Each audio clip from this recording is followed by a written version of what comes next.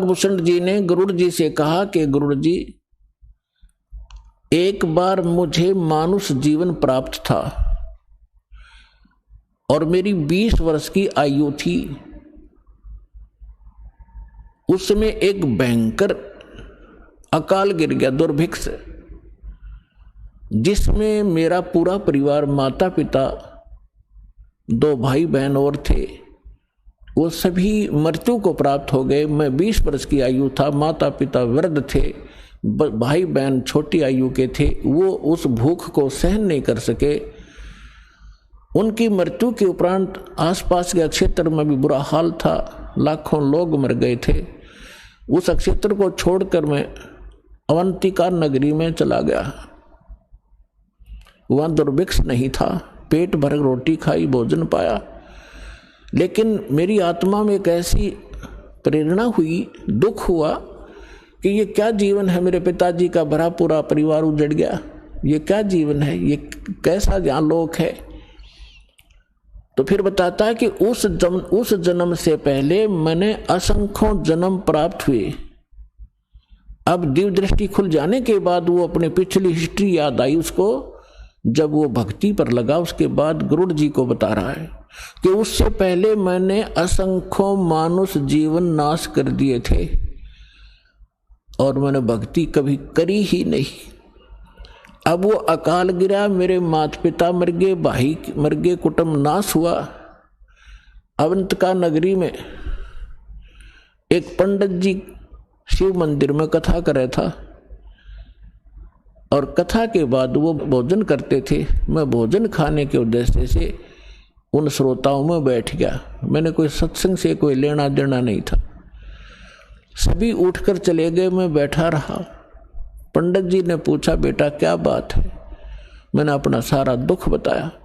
उसने मुझे as a अपना सन, बेटे की तरह प्यार किया पंडित जी ने, पुजारी ने, और कहा बेटा ये संसार तो दुख का घर है, आप यहाँ रहो, यहाँ भोजन पाओ और बेटा यहाँ मंदिर में सेवा करो, सत्संग सुनो, दीक्षा ले लो। मैंने उसकी सारी बात मान ली, वहाँ सेवा भी करने लग गया, लेकिन दीक्षा वाली बात मेरे समझ में नहीं आई। 6 महीने तक वो कथा सुनाते रहे, मनुष्य जीवन के उद्देश्य को बताते रहे। मेरा कति घर नहीं करी, जू नहीं रहेंगी। मेरे इतने पाप बढ़े हुए थे क्योंकि मेरे अंदर भक्ति कभी बीज पड़ा नहीं था। 6 महीने के बाद मैंने कथा तो सीख ली जो गुरु बताया करते थे। मैं युवा था, गुरु जी वृद्ध हो गए थे। मैं श्रोताओं को गुरु जी की अब्सेंस में, अनुपस्थिति में वो कथाएं सुनाने लग गया। सुरीली आवाज थी, युवा शरीर था। श्रोता मुझे मेरी बड़ी प्रशंसा करने लगे कि क्या बात भाई, आप तो बड़ा गुरु जी से भी बढ़िया सत्संग सुनाते हो, वाह भाई वाह, आपकी तो बड़ी प्यारी आवाज है। इस जीव को बहुत प्रकार से ये हानि होती है, वो फाउल पॉइंट भी आपके रूबरू किए जाते हैं ताकि आप फिर से गलती ना कर जाओ, इसलिए ये कथाएं सुनाई जाती हैं। अब उन श्रोताओं की प्रशंसा से मेरे अंदर हवा भर गई, मैं अभिमानी हो गया, अहंकार भर गया। एक दिन गुरुजी आए, मंदिर में पूजा के उद्देश्य से बाहर से आए और मैं श्रोताओं के बीच में बैठा था, प्रशंसा सुन रहा था। मैंने गुरुजी को बैठे बैठे ही दर्शन कर लिए, प्रणाम भी नहीं करा, बस यूं देख लिया। जबकि गुरुजी को खड़ा होके मैं खड़ा नहीं हुआ। मान बढ़ाई का मारा कि मेरी बेइज्जती हो जाएगी जब मैं खड़ा हो गया था, क्योंकि प्रशंसक सामने बैठे थे। अब गुरुजी को कोई ध्यान नहीं था, उसको तो कोई मतलब लेना देना ही नहीं होता। नियम बता दिए, जो पालन करेगा सफल होगा, जो तोड़ेगा खंडित करेगा वो दंडित होगा। गुरुजी जाकर मंदिर में अपनी पूजा अर्चना करने लग गए। आकाशवाणी हुई उस मंदिर में और भगवान शिव के पुजारी थे वो पंडित जी। आकाशवाणी हुई, भगवान शिव ने कहा कि रे धुरत, तेरे को 1 लाख वर्ष के लिए नरक में डालूंगा। ये आकाशवाणी सुन ली गुरुजी ने। अपने आत्मा परमात्मा कबीर साहब कहते हैं, बहुत प्यारा बालक माँ का। गुरु पिता को अपना बेटा या बेटी बहुत प्यारी होती है। लेकिन माँ को पिता से भी कई गुना और प्रेम बच्चों में होता है, स्वाभाविक है। और कहते हैं गुरु जी को उससे भी 100 गुना होता, माँ से भी ज़्यादा 100 गुना प्यारे होते अपने शिष्य। उनके भविष्य के बारे में वो इतना चिंतित रहता है। कहते हैं बहुत प्यारा बालक माँ का, उनसे बढ़कर शिष्य गुरुओं का। तो यहाँ गुरुजी ने जब सुना कि कागभूषण को, उसका नाम कुछ अन्य था, कि भगवान शिव कैसे नाराज हो गए इस बालक पर, क्या गलती की, वो एकदम छोड़कर पूजा को आया कि बेटा क्या गलती की तूने, अक्षमा याचना कर। रे बालक दर शिव का ध्याना, ताते बख्शे तेरे प्राण। तो गुरुजी ने प्रार्थना की, हे भगवान शंकर, हे महाराज, क्या गलती होगी आपके बच्चे से, माफ करो, बालक है, माफ करो, बालक है। तब आकाशवाणी हुई कि इस धूर्त ने मेरे भक्त की इंसल्ट की है। जब ये गुरु के साथ ऐसा व्यवहार कर सकता है तो मेरे साथ कैसा करेगा। पुण्यात्माओं, परमेश्वर कबीर जी भी कहते हैं कि गुरु गोविंद कर जानियो, रहियो शब्द समाए, मिले जब दंडवत बंदगी, नहीं तो पल पल ध्यान लगावे। गुरु मानुष कर जानते ते नर कहिए अंध, हुआ दुखी संसार में फिर आ गए यम के फंद। तो शंकर भगवान ने कहा कि इस धूर्त ने जब ये गुरु की बेइज्जती कर सकता है तो मेरे लोक में आकर ना जाने क्यों धुमसता रहेगा। ऐसे धूर्त की मुझे आवश्यकता नहीं है, इसको नरक में ठोकूंगा 1 लाख वर्ष के लिए। अब गुरु जी ने फिर कई घंटों तक प्रार्थना की, आपका बालक है, बच्चा है, क्षमा करो दाता, कुछ हल्की सजा करो इसकी। तब उसने कहा कि भाई देखो, मेरा वचन खाली नहीं जागा, जो बोल दिया ये वापस मैं ले नहीं सकता, इसको नरक में तो रहना पड़ेगा, लेकिन वहाँ यमदूतों से इसको कष्ट नहीं होने दूंगा। अब कागभूषण कहता है फिर मेरी कुछ समय के बाद मृत्यु होगी, मुझे 1 लाख वर्ष तक नरक में रहना पड़ा, लेकिन वहाँ यमदूतों ने भगवान शंकर की आज्ञा से मुझे कष्ट नहीं दिया, लेकिन रहना पड़ा नरक में। अब उदाहरण के लिए दास आपको सुनाता है कि जैसे कोई वर्तमान सरकार का मंत्री है और मंत्री का कोई मित्र है, उसकी किसी कारण से जेल हो जाती है, तो वो मंत्री उसको जेल से नहीं छुड़वा सकता, वहाँ के कर्मचारी अधिकारियों को, जेल सुप्रिटेंडेंट को कह देगा कि इसको कुछ नहीं कहना है, तो रहेगा जेल में, लेकिन वहाँ वो उसको सजा कुछ नहीं, उसको दिक्कत कुछ नहीं करेंगे। तो वह सजा तो होए गई, वह दिक्कत हो या ना हो, कहने का भाव ये। तो फिर ये कागभूषण क्या बताता है कि उसके बाद मैं 1 लाख वर्ष यम उस नरक न भोगे के फिर मेरा जन्म हुआ। तो एक लोम उसमें मेरा भक्ति बीज गिर गया, वो उस जन्म में, उससे पहले मेरा भक्ति बीज पड़ा नहीं था। उसके बाद फिर देखो, कहते मेरा जन्म हुआ, भक्ति की प्रेरणा बनी रही, इधर उधर भटकता रहा, संतों के पास गया, और जैसे कुछ संतों से ऐसा वैसा ज्ञान सुना कि भगवान तो निराकार है, निर्गुण है, उसी की भक्ति करनी चाहिए, सरगुण की भक्ति से कोई लाभ नहीं है, ये मेरे आत्मा में अन्य संतों से ज्ञान ग्रहण करके घर कर गई थी। अब बात एक दिन लोमस ऋषि कथा कर रहे थे, वहां जाकर मैं कथा सुनूं था, और लोमस ऋषि जी सरगुण के ऊपर कथा कर रहे थे, सरगुण भगवान के ऊपर। तो मैंने कहा कि ऋषि जी, सरगुण तो सब नाश हो जाई, मैं तो हूँ निर्गुण का अधिकारी, मुझे तो निर्गुण कथा सुना भगवान की। लोमस ऋषि ने बहुत से प्रमाण दिए कि बेटा, सरगुण बिना निर्गुण क्या गावे। अगर भगवान को आपने सरगुण में नहीं देखा तो निर्गुण का क्या लाभ उसका। अब जैसे वृक्ष बीज के माही है, जैसे वृक्ष बीज के अंदर वृक्ष होता है, जैसे वृक्ष बीज सब ठोरा, जब उग गए तब दिखे मोरा। एक आम का गुठली है, और वह गुठली के अंदर वो आम निर्गुण रूप में है, निराकार समझो, जैसे तुम निराकार कहते हो। तो उस निराकार का क्या करेगा, आम का तो ये बता देंगे इस गुठली में आम है, पेड़ है, पूरा पूरा वृक्ष है इसके अंदर। तो इसके बताने से तुझे क्या लाभ हुआ? अब उस बीज को बीजा जावे, गुठली को, फिर वो पौधा बने, फिर वो पेड़ बने, और फिर वो आम लगे। तो सरगुण बिना निर्गुण किए गावे। तो भगवान का लाभ जो है सरगुण से ही होगा, निर्गुण के गीत गान तो नहीं होगा। अब कहने लगे मेरे ये उदाहरण बहुत से उन्होंने दिए, पर मेरी बुद्धि में ग्रहण नहीं हुए। मैं उनके साथ ऊट पटांग अभद्र तरीके से प्रश्नोत्तरी करता रहा, यानी मजाक तौर पे। लोमस ऋषि ने मुझे श्राप दे दिया कि तेरा चंडाल के घर जन्म होना चाहिए, तेरे जैसे दुष्ट कार्य चंडाल, जा चंडाल बन। अब मुझे इतना एहसास हुआ कि मेरे से गलती हुई, मैंने क्रोध नहीं माना, और मैं जो भी उन्होंने मुझे फटकारा, डांटा, मैं ऐसे मायूस होकर देखता रहा। फिर मैंने हाथ जोड़कर चरण पकड़ के प्रार्थना की, हे ऋषि जी, इस दास को जन्म तो कहीं दे देना, पर एक आशीर्वाद दे दो, मुझसे गलती तो बन ही गई, कि मेरी इस भक्ति की भूल ना पड़े।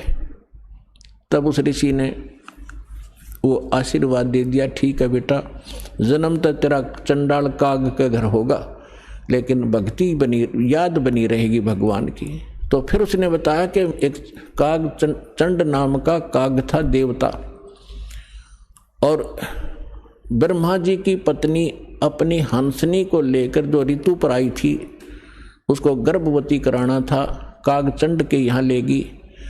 उनके संयोग से फिर मेरा जन्म हुआ। ऊपर से मुंह तो मेरा काग का है, और नीचे का सारा शरीर देवताओं जैसा मनुष्य का है उसका। तो कहने का भाव दास का ये है। फिर क्या बताया उसने कि फिर जो मुझे आज जो वस्तु मिली, जो भक्ति मिली, एक जोगजीत नाम के संत मिले, ये परमात्मा थे। कहते हैं, गोता मारूं स्वर्ग में जा बैठूं पाताल, गरीब दास ढूंढता फिरूं अपने हीरे मोती लाल। कहते फिर जोगजीत नाम के एक संत मिले, वही परमात्मा स्वयं संत रूप में कहीं भी प्रकट हो जाते हैं। तो उन्होंने मुझे वो ज्ञान सुनाया, गुरु जी मैंने कभी सुना नहीं था, लेकिन प्रारंभ में जब मैंने ज्ञान सुना, मेरे मन में बड़ा जो है दुख हो रहा था कि ये विष्णु जी और ब्रह्मा जी और शिव जी से ऊपर कोई शक्ति बता रहा है। लेकिन मुझे वो डर था कि संत के साथ बेअदबी नहीं करनी चाहिए, क्योंकि मैं पहले भुगत भोगी था। लोमस ऋषि के साथ मैंने उठपटांग प्रश्नोत्तरी करके मैं बड़ा दुख पाया था।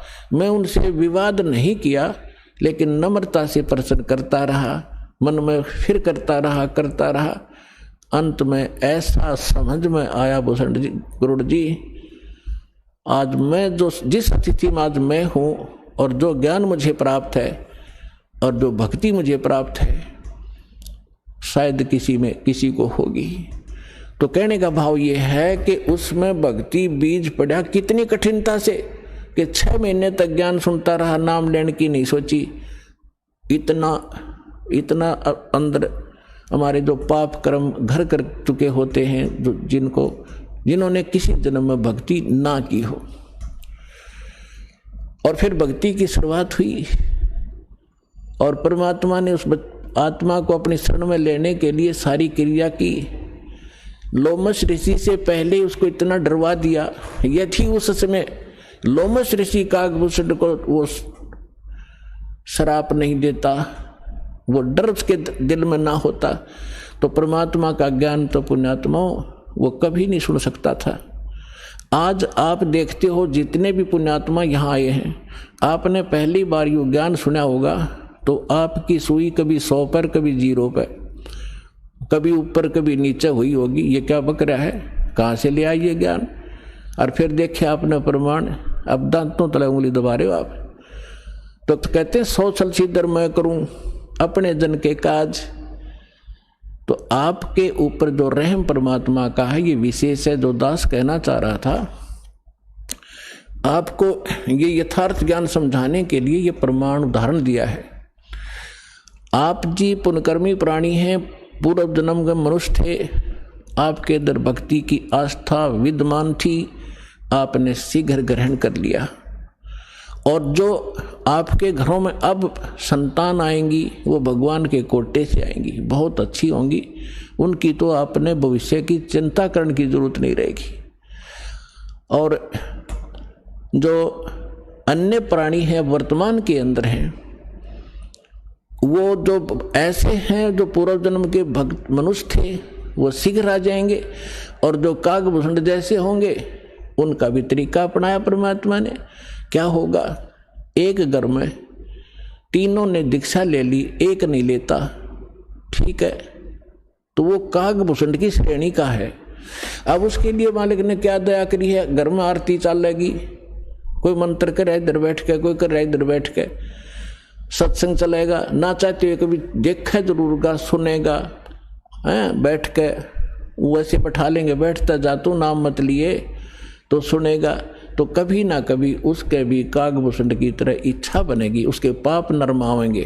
क्योंकि भगवान की कुछ ऐसे संस्कार होते हैं, ऐसे पाप होते हैं जो ज्ञान यज्ञ से ही समाप्त होते हैं।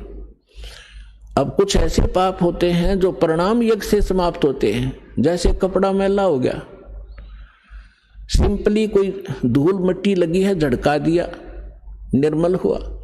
थोड़ी बहुत और मैल लगा है तो वैसे पानी में से निकाल दिया तो भी ठीक हो गया।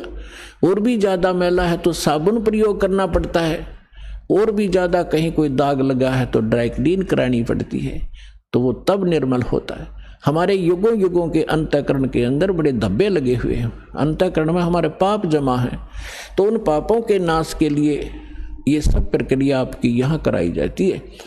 5 यज्ञ कराई जाती हैं आपसे। एक यज्ञ है धर्म की, कुछ ऐसे पाप होते हैं जो धर्म करने से ही अक्षीण हुआ करते हैं। एक यज्ञ है धर्म की, दूसरी यज्ञ है ध्यान, परमात्मा का चिंतन, मीन ध्यान, उसकी कसक बने, उसकी एक न्यारी आपको याद बनी रहे, उसको ध्यान कहते हैं।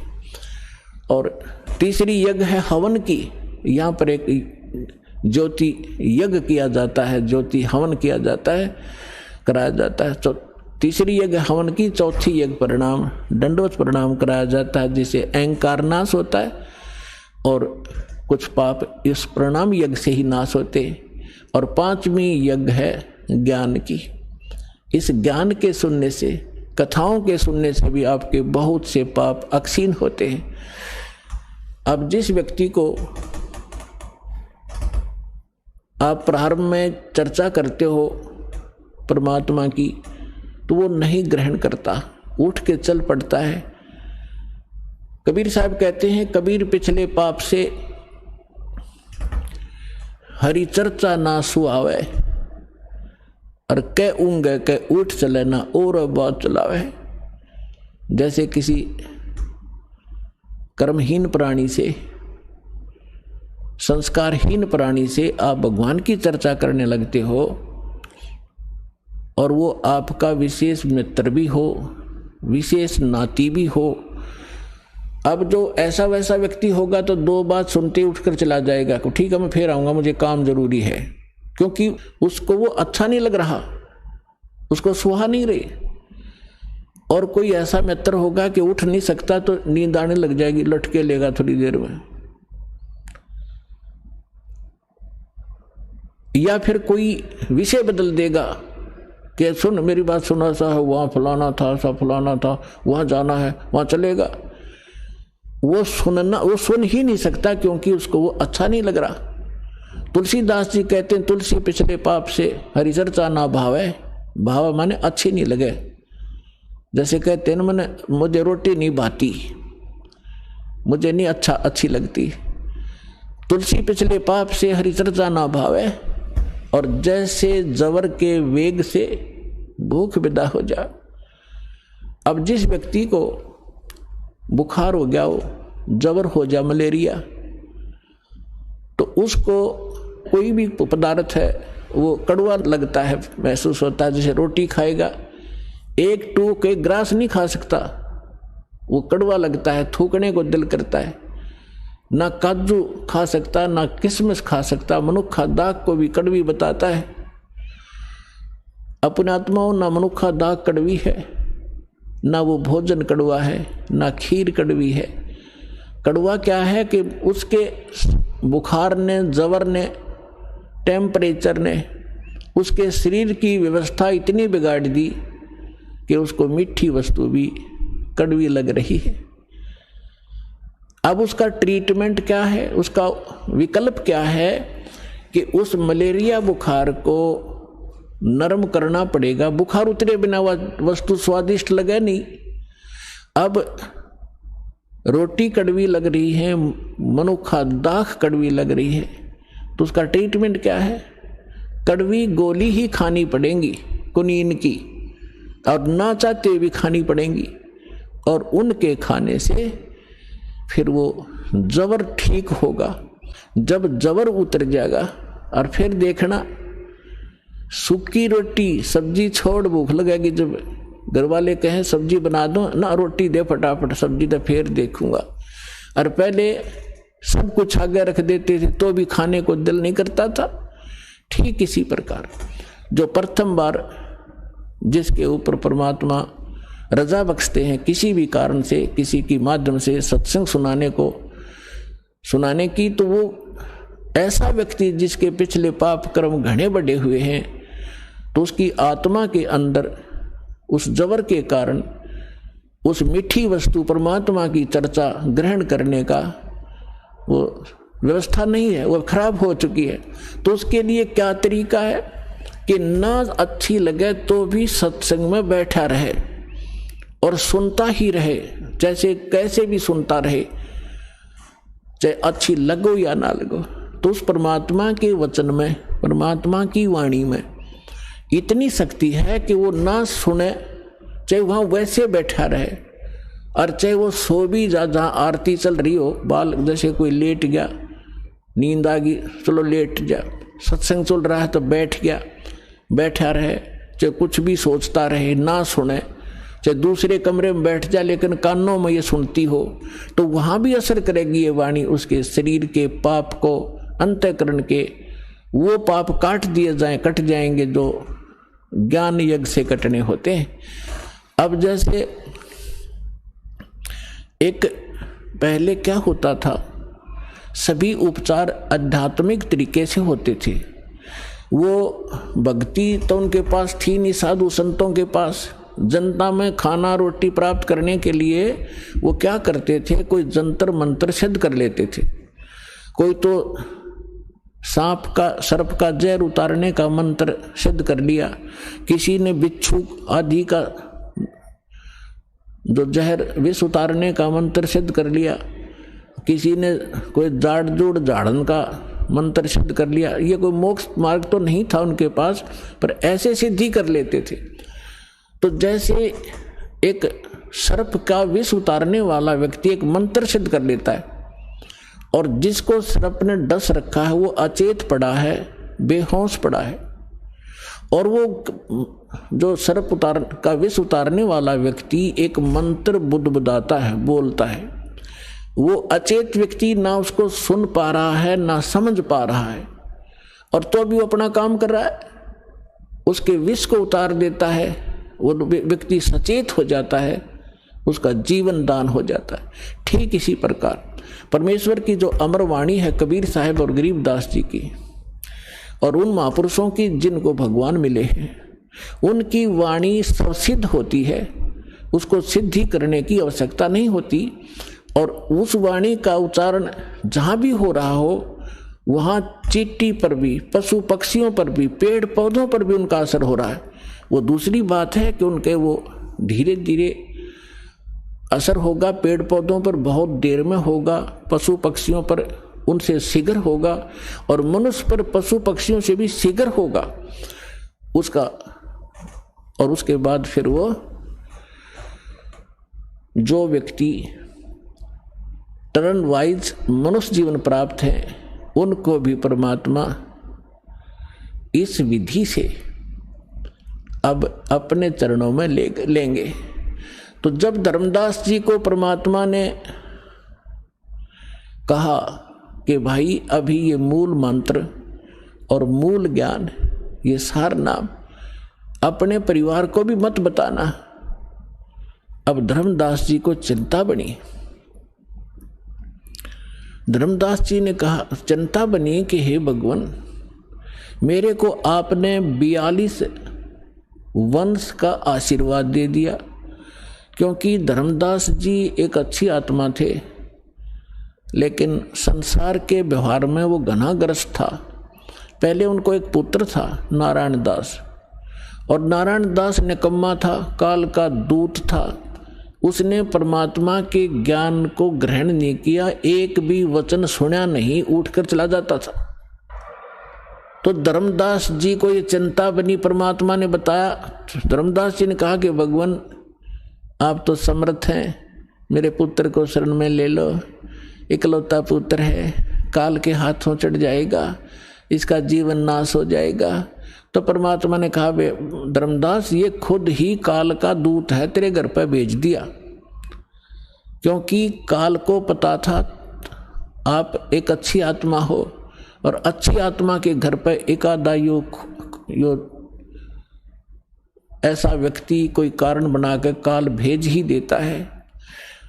तो परमात्मा ने लास्ट में अपनी दिव्य दृष्टि देकर धर्मदास जी को उसके पुत्र नारायण दास की वास्तविकता दिखा दी। विकराल चेहरा, लंबे लंबे दांत, ओछा माथा। तो परमात्मा ने कहा कि ये दूत आया हुआ है, काल का स्पेशल भेजा हुआ है तेरी भक्ति नाश करने के लिए। इस बात से धर्मदास चिंतित हो गया कि हे भगवान, ये तो सचमुच, ये तो लड़के के कवर में मेरा दुश्मन बैठा है। फिर उसको चिंता हुई कि हे भगवान, 82 साल की उम्र होगी और अब क्या होगा, और ये तो काल का वंश चल गया मेरे से और पाप का भागी हो गया मैं। तो परमात्मा ने कहा कि ऐसे व्यक्ति का वंश नहीं चला करता। तो परमात्मा बोले, जी इसका नहीं चलेगा तो मेरा भी वंश नाश हो गया। हे भगवान, अब क्या होगा, मेरा क्या होगा, मेरा वंश कैसे चलेगा। तो परमेश्वर ने कहा कि तू चिंता ना करे, तेरे को 42 पीढ़ी दे दी मैंने, तेरा 42 पीढ़ी तक वंश चलेगा। तब धर्मदास जी कहने लगे, इस काल का वंश चलेगा भगवान, इससे अच्छा तो ना चले। यो परमात्मा बोले, नहीं, मैं और तेरे को एक पुत्र दूंगा, उससे तेरे 42 पीढ़ी वंश चलेगा। ये अब इन्होंने गलत व्याख्या कर रखी है, कबीरपंथी जो दामा खेड़ा वालों ने एक भ्रमणा फैला रखी है कि जो दामा खेड़ा की गद्दी से नाम लेगा उसका ही मोक्ष होगा। कबीर साहब ने 42 पीढ़ी को आशीर्वाद दे रखा है, 42 पीढ़ी को नाम देने का आशीर्वाद नहीं दे रखा। धर्मदास की चिंता मिटाने के लिए ये कहा था कि तेरे को 42 पीढ़ी का वंश दे दिया, तेरा वंश चलेगा और मोक्ष उसका होगा जो सद्भक्ति करेगा, पूरे संत मेरे अधिकारी संत से लेगा। तो फिर उसको 10 महीने के बाद एक चूड़ामणि उर्फ मुक्तामणि नाम का एक पुत्र उसकी पत्नी से जन्म हुआ परमात्मा के आशीर्वाद से। उनसे फिर उनकी ये 42 वंश चले। फिर धर्मदास जी को चिंता हुई। परमात्मा ने कहा कि अपने वंशजों को भी ये मूल ज्ञान नहीं बताना, मूल मंत्र नहीं बताना, सार नाम नहीं देना। अब धर्मदास जी ने फिर कलेजा पकड़ लिया और बैठ गया चिंता करके। परमात्मा बोले, क्या बात होगी भक्त? कहने लगे, क्या बताऊं गुरुजी, क्या बताऊं भगवान, आपने तो ऐसी प्रतिज्ञा करा दी कि मेरे वंशजों को भी नाम नहीं देना, सार नाम नहीं देना, सार नाम बिन मुक्त नहीं हो सकते, सतनाम भी नहीं बताना। आप कह रहे हो कि पहला पहला मंत्र देना, इनका मुक्ति क्यों करोगी भगवान? लाला जी था वो सेठ, धर्मदास जी बड़िए के घर जन्म था उसका, वैश्य था।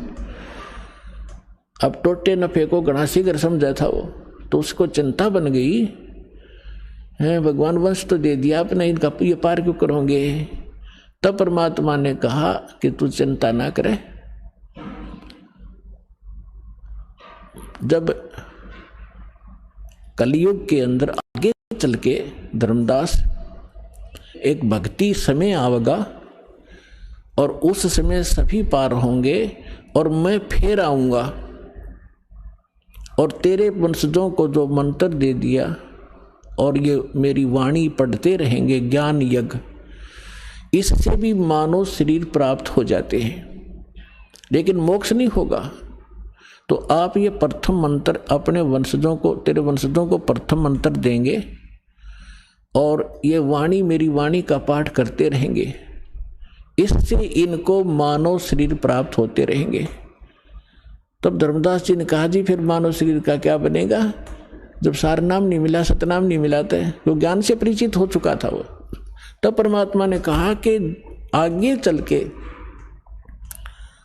जब ये भक्ति योग शुरू होगा तब मैं फिर आऊंगा और फिर तो सारी सृष्टि को पार करूंगा, तेरे बच्चे भी पार होंगे, तेरे वंशज भी पार होंगे।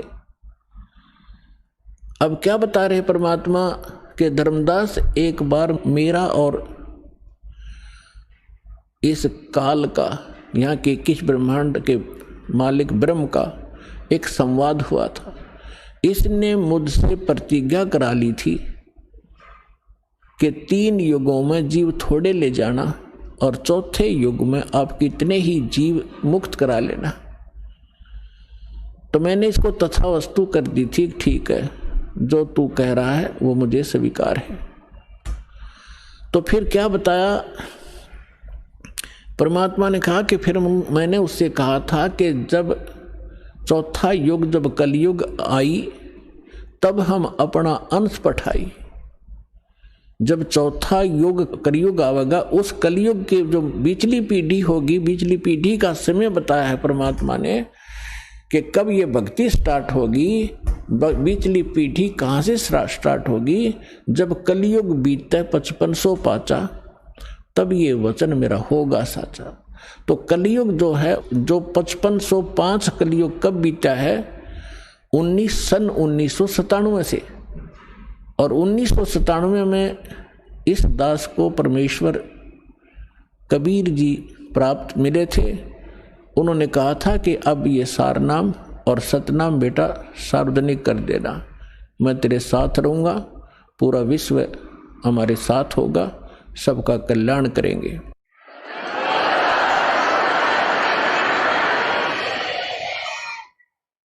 तो परमात्मा ने धर्मदास जी से कहा था कि काल से मेरी वार्ता हुई थी, तब मैंने काल से कहा था कि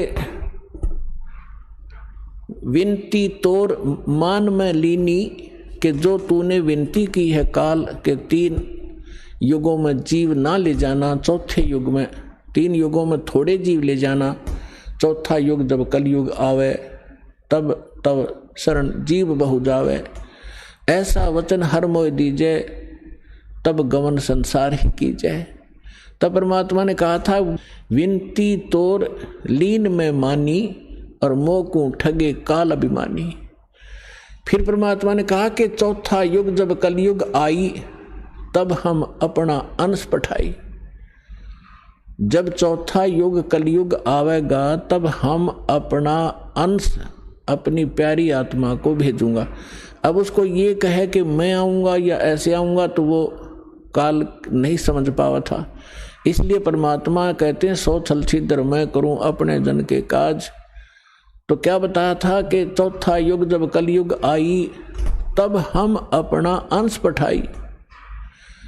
काल फंद छूटे नरलोई, काल का फंद, काल का बंधन छूटे नरलोई, सब नर नारियों का ये बंधन छूटेगा और सकल सृष्टि परवानिक होई।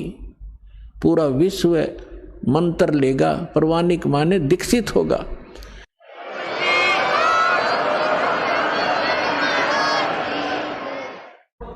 काल फंद छूटे नरलोई, सकल सृष्टि परवानिक होई। और घर घर देखिए बोध विचारा और सत नाम सब ठोर उचारा। पुण्यात्माओं, यहाँ पर आप देखोगे परमात्मा कबीर जी की महिमा और लीला, एक समर्थ के काम आप देखोगे।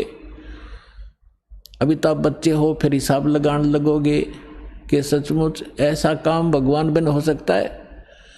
आपने गांव में, नगर में, शहर में आज तक कभी कोई पुस्तक बेचने वाला देखा था? परमात्मा के बच्चों के अतिरिक्त कोई प्याज बेच दे, कोई हरी मिर्च बेचता देखा होगा, कोई टिंडे बेचनिया भी मिल रहा होगा, पुस्तक बेचनिया नहीं मिल रहा। बेचना नहीं है, ये तो वैसे एक परमार्थ के रूप में सेवा कर रहे हैं, बेचते नहीं है। इस पुस्तक की कीमत नहीं बता सकते, लेकिन गांव गांव में ये भेज रहे हैं। तो परमात्मा का आदेश है ये, और लेने वालों की कमी नहीं। परमात्मा के बच्चों को प्रेरणा भी परमात्मा ही करता है कि देखेंगे पढ़कर इसमें क्या लिखा है। एक बार पढ़ ली तो फिर उसमें तो सब कुछ लिखा है, फिर तो सतलोक आश्रम बरवाला जिला इशारा का रुकेगी वो आत्मा जो पुस्तक न पढ़ लेगी तो ज्ञान गंगा ने।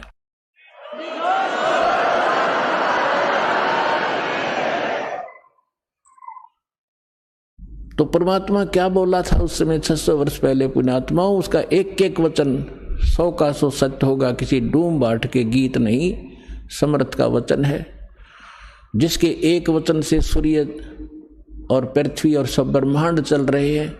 पृथ्वी एक सेकंड का भी आगा पीछा नहीं करती, अरबों वर्ष हो गए इसने घूमती ने, कोई लुब्रिकेशन नहीं, कोई इसकी मेंटेनेंस नहीं, और कोई इसको घुमाने वाला नहीं। उस समर्थ के वचन से ये चल रहे हैं, सब ब्रह्मांड रुके हैं। उस ब्रह्मांड उस समर्थ का ये वचन है कि घर घर देखो बोध विचारा। बोध माने ज्ञान, भक्ति मार्ग का घर घर में चर्चा चलेगी मेरे ज्ञान की, और सत्य नाम सब ठोर उचारा। ओए होए, घर घर देखो बोध विचारा, घर घर में परमात्मा की चर्चा चलेगी, बच्चा बच्चा उसके गुणगान करेगा, और सब जगह परमात्मा के सत्य नाम का, 2 अक्षर के नाम का जाप हुआ करेगा। अब देखो पुण्यात्मा, हलवा बनावे हम, और महक जाओ पड़ोसियां के भी, यानी उनको कितना अच्छा लगता है, उनको भी आनंद आता उस हलवे की महक से, सुगंध से, जो गंध जाती है सुगंध। तो इसी प्रकार मंत्र करोगे जाप आप, और आनंद आओगा दूसरे साथ बैठे ने भी। अब वो लाभ तो नहीं ले सकता जो हलवा बनाने वाला, जो घर में हलवा बना रहा है, वो हलवा खाकर आनंद ले रहा है, और पड़ोसी ने केवल महक प्राप्त होगी, और वो भी अच्छी है।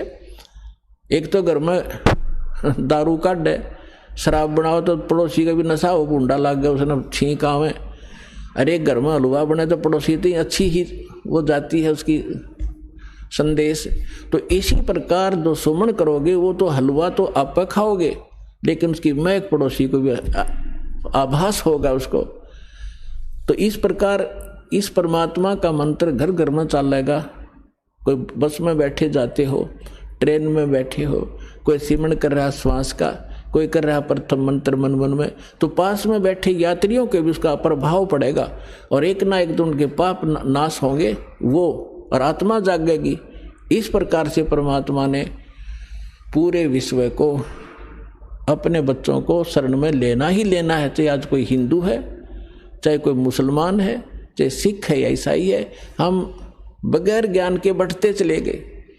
अब हमें पता चलेगा आज मृत्यु होगी, हम हिंदू हैं, कल मृत्यु हो जा, हम अमेरिका में पैदा हो गए, ईसाई का झंडा उठा लिया है, और फिर मृत्यु हो गई, हम मुसलमान का, फिर मुसलमान का झंडा उठा लिया।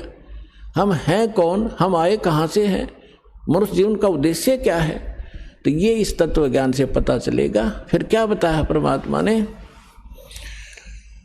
कि कलयुग बीते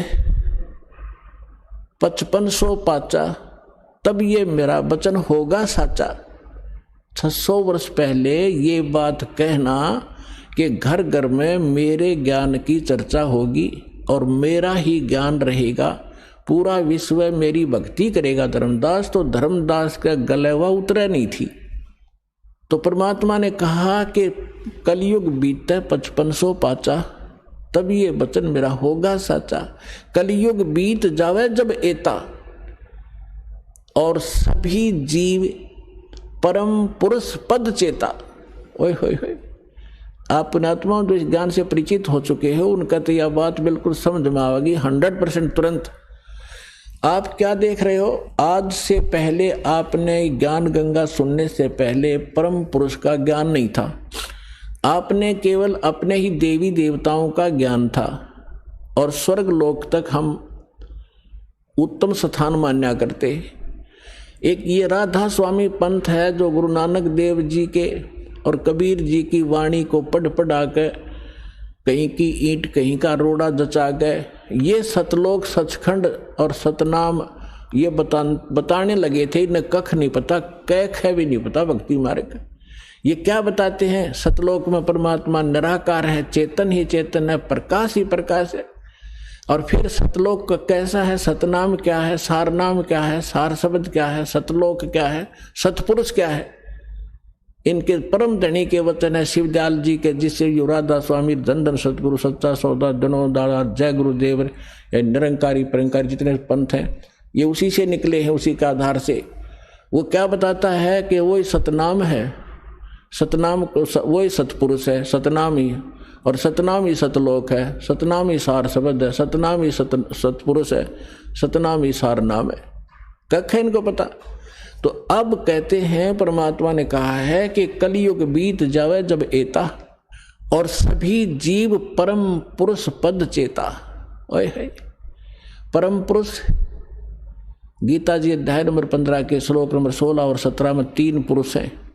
एक सरपुरुष ये ब्रह्म है 21 ब्रह्मांड का स्वामी, और एक अक्षर पुरुष जो 7 संग ब्रह्मांड का मालिक है। ये दोनों परम पुरुष नहीं है, इसलिए गीता अध्याय नंबर 15 के श्लोक 17 में तुरंत कहा है कि उत्तम पुरुष है तू अन्य परमात्मा इति उदाहरते है। ये लोग तरम अविश्य विवर्ती अवैश्वर है कि वो परम पुरुष तो कोई और है। उत्तम पुरुष, परम माने श्रेष्ठ, परम पुरुष, उत्तम पुरुष, श्रेष्ठ पुरुष, पुरुष माने परमात्मा, वो तो कोई इन दोनों से भी अन्य है, सरपुरुष और अक्षर पुरुष से।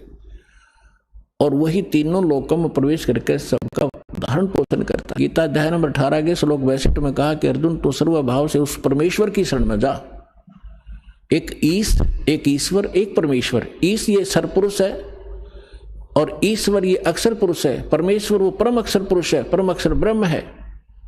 तो उस परमेश्वर की शरण में जा, उसकी कृपा से ही तू परम शांति को और सनातन परम धाम को प्राप्त होगा। सनातन शाश्वतम स्थानम, सदा रहने वाले अविनाशी स्थान को प्राप्त होगा। गीता अध्याय नंबर 15 के श्लोक नंबर 4 में कहा कि तत्वदर्शी संत की प्राप्ति के उपरांत उस तत्व ज्ञान रूपी शस्त्र से अज्ञान रूपी अंधकार को काटकर उसके पश्चात परमेश्वर के उस परम पद की खोज करनी चाहिए, जहां जाने के बाद साधक फिर लौटकर संसार में कभी नहीं आते। और जिस परमेश्वर ने सारे ब्रह्मांडों की रचना की है कि उसकी भक्ति करो और सब भक्ति त्याग दो, परमेश्वर के उस परम पद को खोजना चाहिए। तो यहां परमात्मा वही बात कह रहे हैं कि कलयुग बीत जावे जब एता और सब जीव परम पुरुष पद चेता, उस परम पुरुष के उस परम पद की के सभी परिचित हो जाएंगे, उसके सभी ज्ञाता हो जाएंगे कि कोई सतलोक है जहाँ परमात्मा रहता है। वहाँ जाने से हमारे को सब सुख मिलेंगे, जन्म और मृत्यु का ये झंझट मिटेगा। अब यहाँ तो आमा संग जन्म हो गए, भटकता ने मरते और जन्मता ने सारा जीवन संपत्ति जोड़ने में लगे रहते हैं। 1 मिनट में मृत्यु हो जाती है, वो जोड़ा जाड़ा यहीं रह जाता। आप गधा बनकर को मार के घर खड़ा होता है। ये कोई सांग है, कोई जीवन है? क्या लक्ष्य लेकर जी रहे थे हम? तो यहां पता चलेगा कि सब जीव परम पुरुष पद चेता, उसके परिचित होंगे, उसके ज्ञाता होंगे कि सचमुच वहां जाने से पीछा छूटेगा। जैसे आपकी मृत्यु हुई, फिर जन्म हुआ, परिवार बन गया, कैसा अच्छा लग रहा है, बहुत अच्छा। और 1 मिनट का भरोसा नहीं, क्या बिजली गिर जाए पूरा परिवार नाश हो जाए, किन कारणों से? तो परमात्मा ने कहा कि यहां से तो आपने जाना ही पड़ेगा,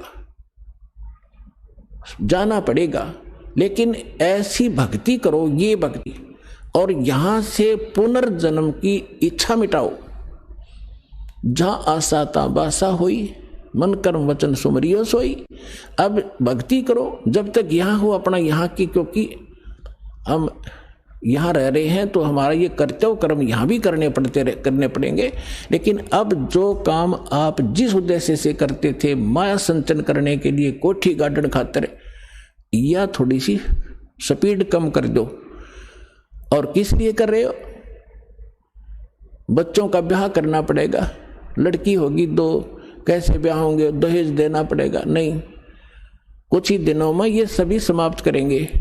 कोई दहेज ना लेगा ना देगा, लेगा ही नहीं कोई। उसको पता चलेगा क्यों ऋणी बना मैं, आज मैं पैसा ले रहा हूं, कल मैं इसका गधा बनकर पूरा करूंगा, बैल बनकर करना पड़ेगा, कोई भैंस गाय बनकर इसके घर बंधना पड़ेगा, क्यों सिर में दर्द करया?